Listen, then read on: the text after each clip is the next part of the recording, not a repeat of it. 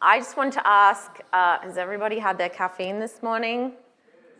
Good, because there will be a little bit of audience participation, not a lot, you don't have to do anything, you just have to lift your hand. We're in a university after all.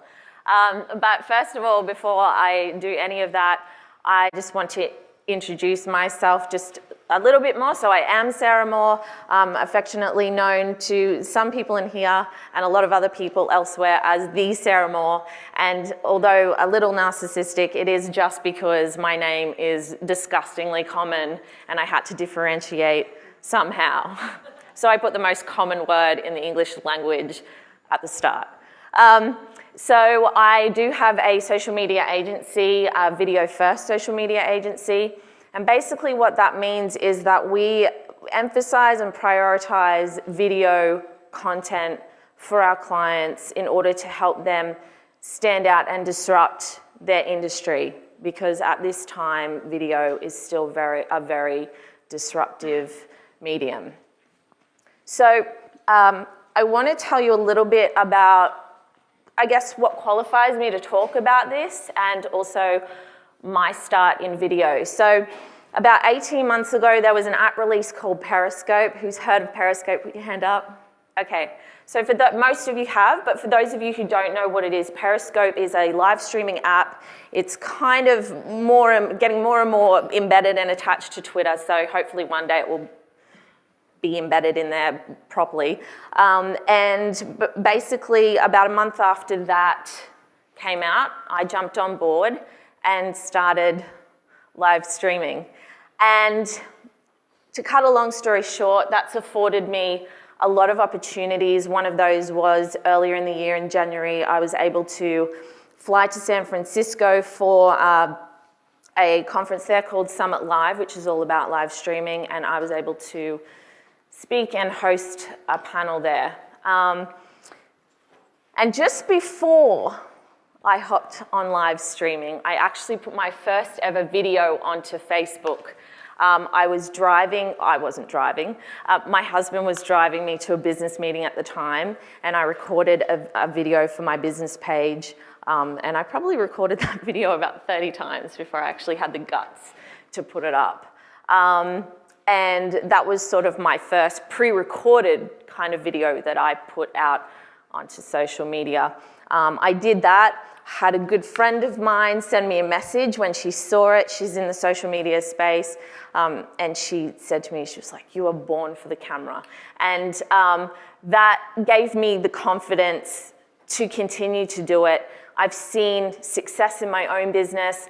I help clients with video, and I've seen success with their businesses.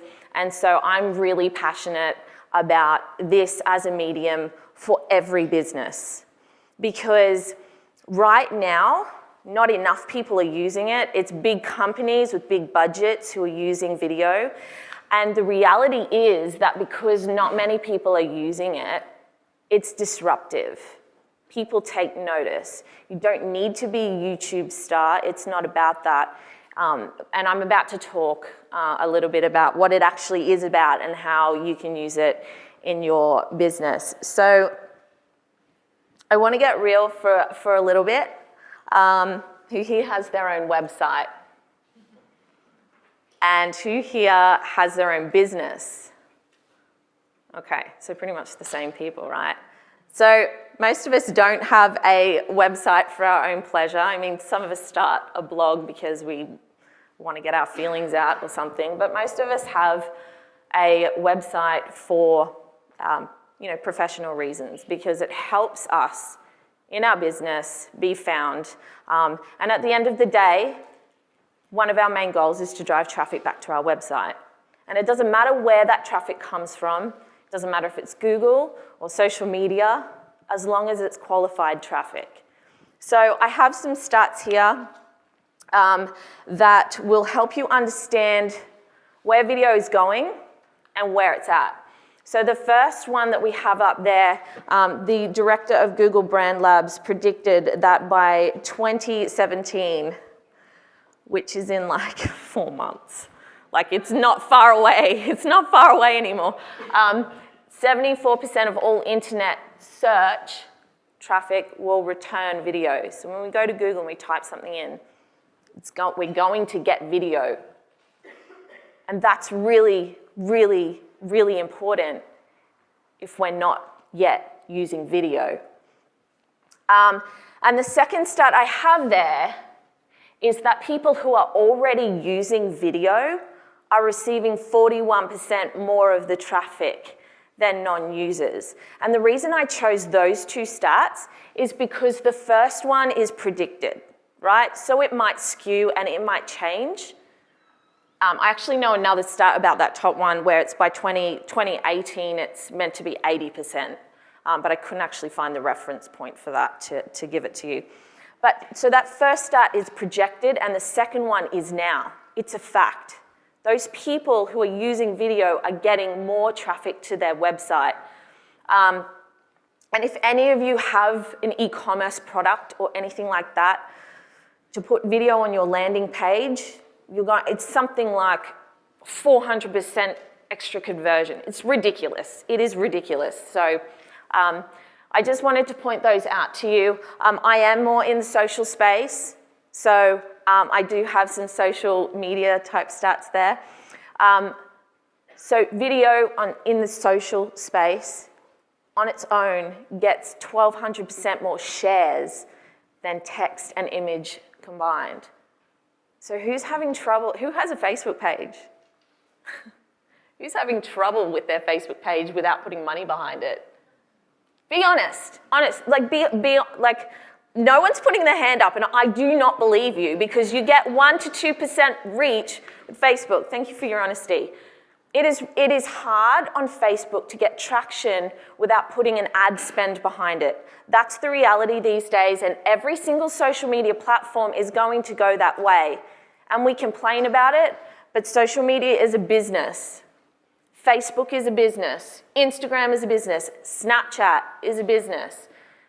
And that is how they make money. So they reduce your reach, they reel you in, they reduce your reach, and you have to spend money with them. So right now in the space, video is preferential. Facebook is going, you put out a video, we're gonna share that because they want you to put video on their platform.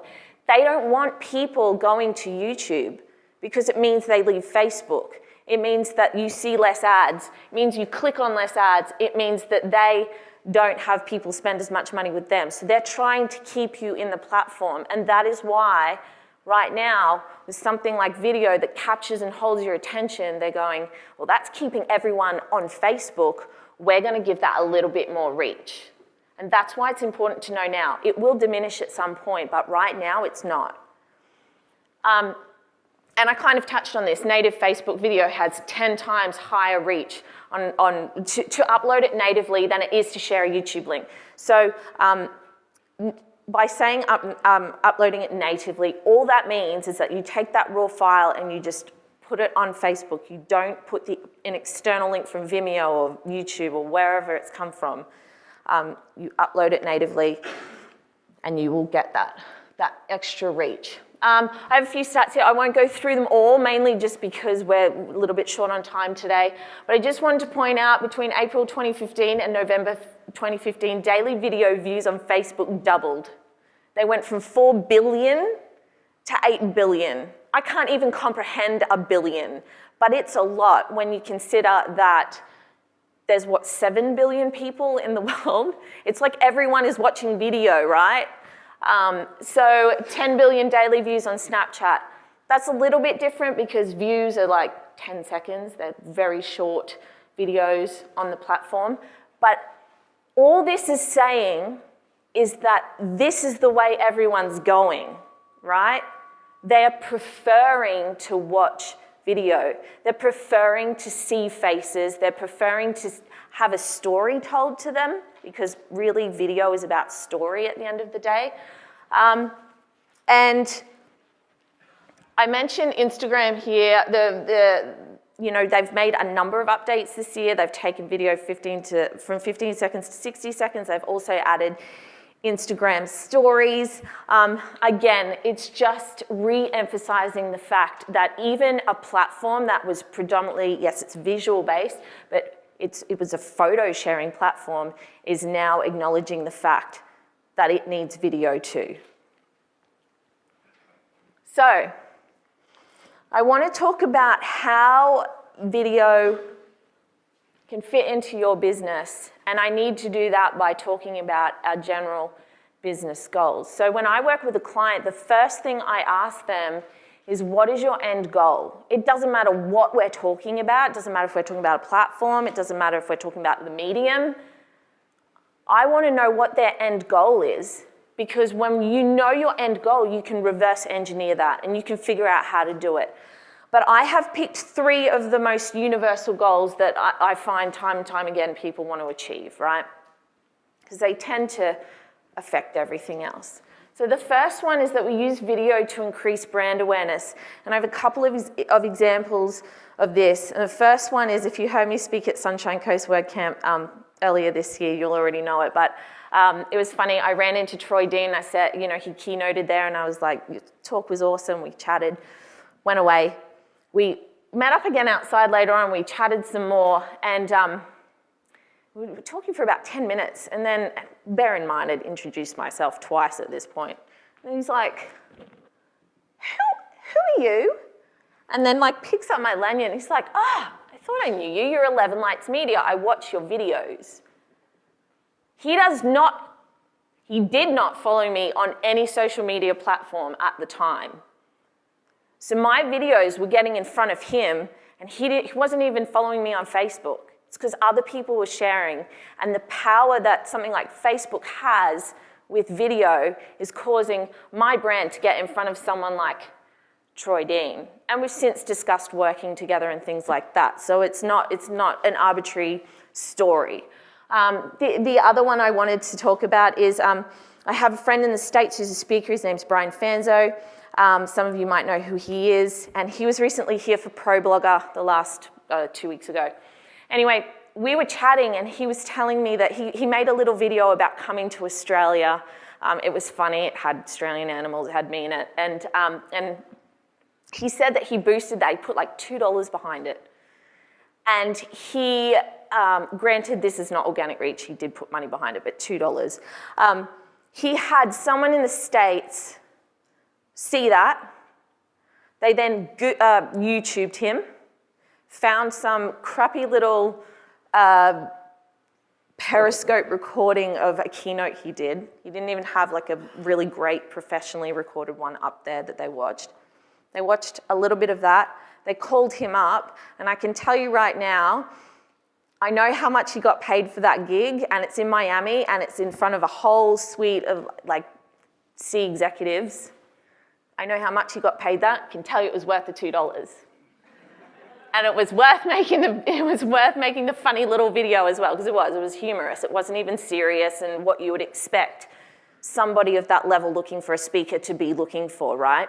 So it's quite powerful. And the final example of brand awareness I want to give you, it's a little bit left of field, but it's, and it lends itself a little bit to influencer marketing. I don't want to get into that, and if you don't know what that is, it's fine, it doesn't matter.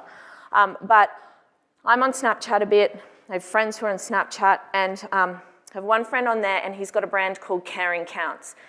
One of my best friends in the whole world, she lives in the UK, and she really loves his brand. She's bought her t-shirt. She's bought his t-shirt for his Caring Counts brand. And I realized that every time she wears the shirt that she bought from him, I'm like, I love that shirt. I just really want that shirt. I need to buy that shirt. And that's a subtle thing, but I would never think that if she was not on video, right? So I just wanted to point out that there's like different ways that your brand can get out there because of video. The second thing that we want to talk about is using video to establish authority. This is like one of my favorite things. I think people freak out a little bit about being known as an authority. I think that can be intimidating. And I think we look at the people that we look up to and go, I could never be them. But you can. well, you can't be them, but you can be you. And that's what I want to talk about. You don't need to be an authority in the way that Elon Musk is an authority figure, right? But locally, you might be the WordPress developer go-to person for a particular niche. You might be the web designer that does amazing websites for florists.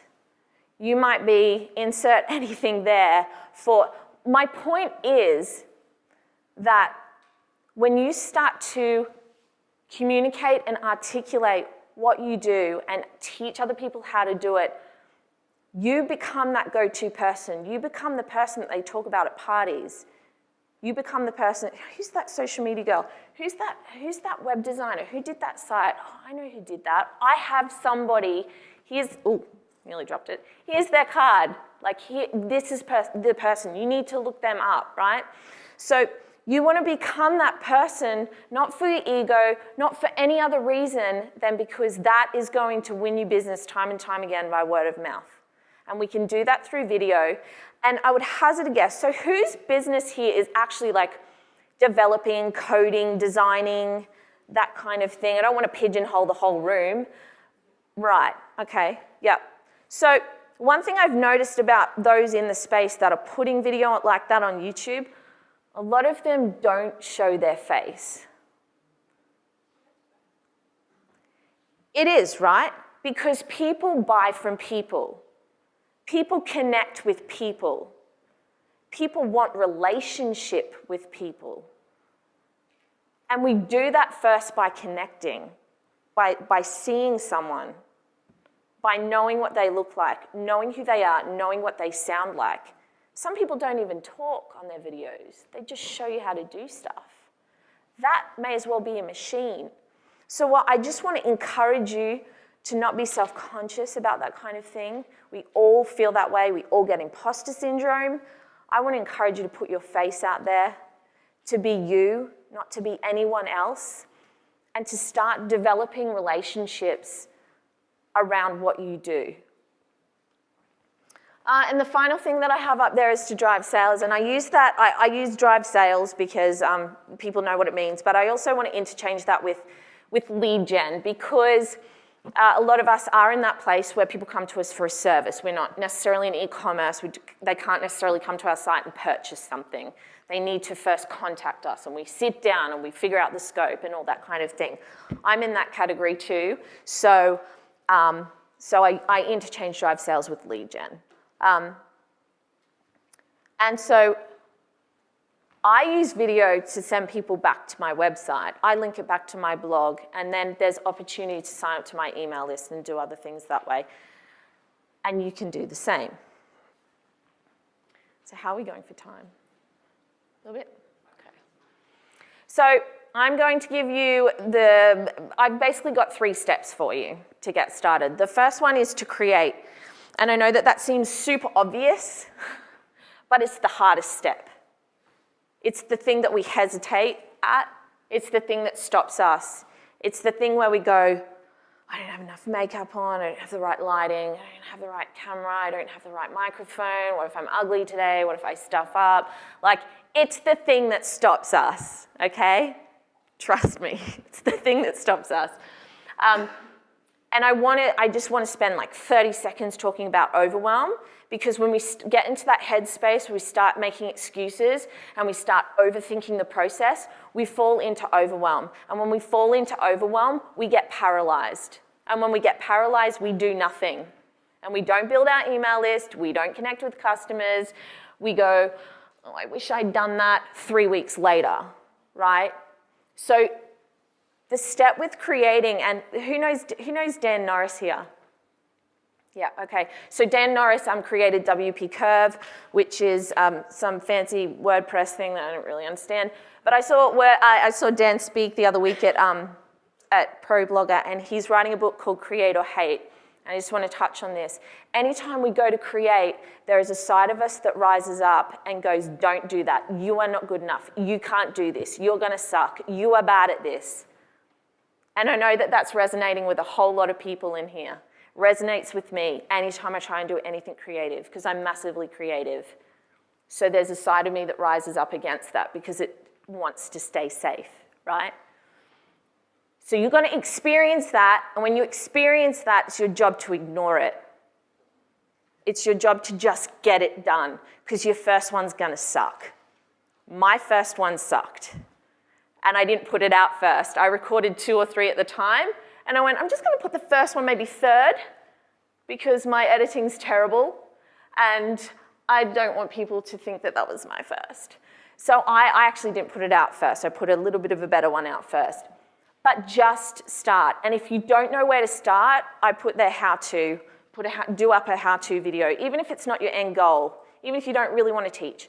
Just start doing that, because that's going to establish that authority I was talking about, and that's the kind of thing that gets shared, because the how-to category on YouTube is the biggest searched category. And probably a lot of you, I'd hazard a guess, are in a place where you can teach something about what you know. So that's the first thing. The second thing is to amplify it. How do I amplify my content once I've created it? And before we go through those things, I want to say, just create that one piece of content and then go from there, all right? I think we get overwhelmed time and time again by, I have to create content, I have to create content, I have to create content. Just do one, do the process, and then repeat. So once you've created your video, if you've got an email list, email your list. And I say that, so I stand here as a hypocrite because I don't email my list. I'm really bad at emailing my list. I create the content, I don't email my list. If you have a list, email them. They're already your fan. They already want to connect with you and know you and possibly buy from you. So email them. The second thing is if you have, well, this is probably actually the first thing, put it on your blog if you have a blog. Embed it in there. Transcribe under it, because that's good SEO juice. That's what you want to do. And once you've done that there, you can just copy and paste it and put it in your YouTube description as well. Again, good for SEO. So put on your blog, email your list, put it on YouTube. These are so out of order, by the way, because I would never do it that way. I would put it on YouTube first. Then I would put it on my blog. Then I would email my list. And then I would upload the raw file natively to Facebook. A lot of people overthink that. They go, well, no one's going to look at it on YouTube now. I've got like 3 subscribers and I've got 16 views, right? It doesn't matter. Honestly, most of my clients are like, I don't have many subscribers on YouTube. It looks really bad. And what I'm training them to do is like, don't worry about being a YouTube star. Use YouTube as a place to house the content. Don't use it as another platform where you think you have to build it, because that puts you into overwhelm, puts you into overthinking, and it is hard to stand out on YouTube, I'm not gonna lie. Just use it as a place to put your video for now, okay? Because it's free and people use it to search. So the third step, and this is what I'm really passionate about, is repurposing. This is where I was going before. I was saying just create it and then figure out what to do with it after. So the idea about repurposing is you create the video, and then from that video you can literally do everything else. You don't need to go and create 20 things. You take that one thing and you extract from it. You remove the video, you strip the audio, and you turn that into a podcast. Yeah? That's super easy. You can Google how to do that. YouTube that. It's not hard. Go to Jiffy.com. Sorry for those of you who think it's GIF. It's not. We can argue that after. Make GIFs, put them on Twitter, put them on Facebook, put them on, I think you can put them on LinkedIn. Start putting those out. You can overlay text, and then places like Facebook recognize them as video, and you get more of that organic search. Reach, I should say. Instagram videos. You don't have to video edit like a boss and cut it up and make a fancy 15 to 60 second video. But you can just get on there and just be like, hey guys, I just did my blog post, the link's in the bio. You can just get on there and do that. It's eye-catching in the feed, it moves. And Instagram videos, Instagram stories, you can do the same. So, Twitter video. Is anybody on Twitter? Few of you. Twitter video is seriously underutilized. I could do a whole keynote on Twitter itself, Twitter video itself. I'll tell you one thing. I have a client with a very large user base. Well, I think it's large. It's about 45,000 followers. He's in the tech space, so it's not, I don't think it necessarily lends itself to video in that nobody in this space uses it, even though they should be because they're talking about tech. So I said to him, let's start using Twitter video. Let's start getting people to engage, because his audience wasn't engaging as much as I think that they should have been. He was just broadcasting. He started doing that and immediately started getting engagement and conversation, industry-level conversation. Like, I could throw brands at you, but I'm not going to, that he was conversing with and who is now picking up the phone, having conversations with, going and doing live events with them, things like that. So Twitter video, if you are on Twitter and you're serious about Twitter, it's huge. It's still disruptive to the feed because nobody uses it, and I don't know why.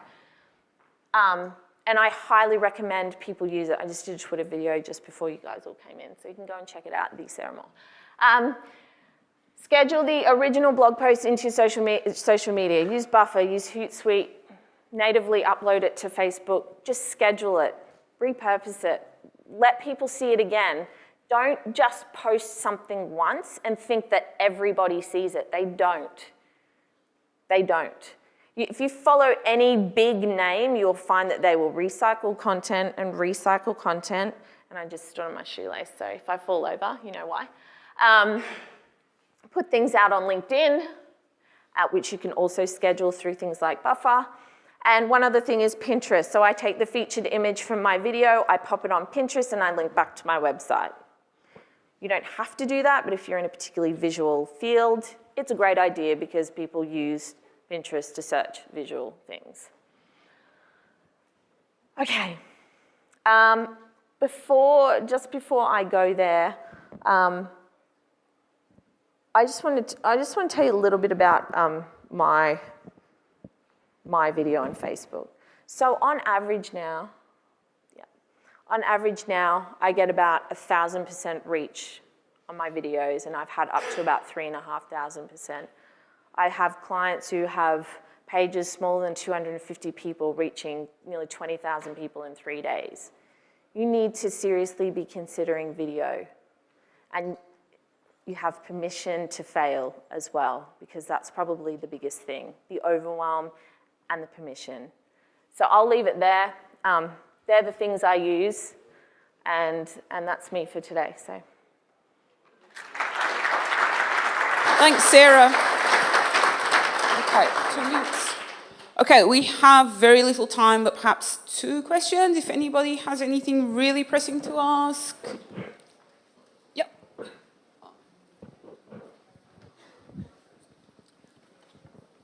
That was great. Nice Thanks. one, the Sarah Moore. It's not so much a question, it's more like something to add.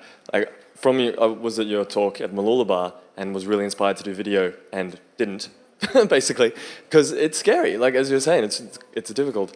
So myself and a couple of buddies have created 30dayslive.com. So it's not a website, it just redirects to a private Facebook group. And we're just doing some Facebook Live videos, and it's easily been more than 30 days, and I haven't done 30, but just if anyone's interested in trying to do that, like we're just doing Facebook Live for a couple of minutes just to try and get comfortable with it, because you don't have to edit, and it just comes out. So I don't know if you had something like that you'd think would be useful, or... Absolutely. Yeah? Well, one of my points that I don't have time to get to, use things like Snapchat and Instagram stories to practice. You get 10 seconds of video, helps you refine your message, it helps you be concise, it helps you get used to hearing your voice and seeing your face on camera. And that's actually like the thing that scares us most, because we don't see ourselves from day to day, we see each other. So you need to actually get used to that aspect of recording and being on video. So I think 30dayslive.com, write that down, is probably a really great thing for people to be a part of and do. Yeah. You didn't mention Vimeo. Vimeo, yeah, I mentioned Vimeo. Vimeo is just, it just houses video content. So often people use it when they have like a paid course and things like that that use video as the content to consume.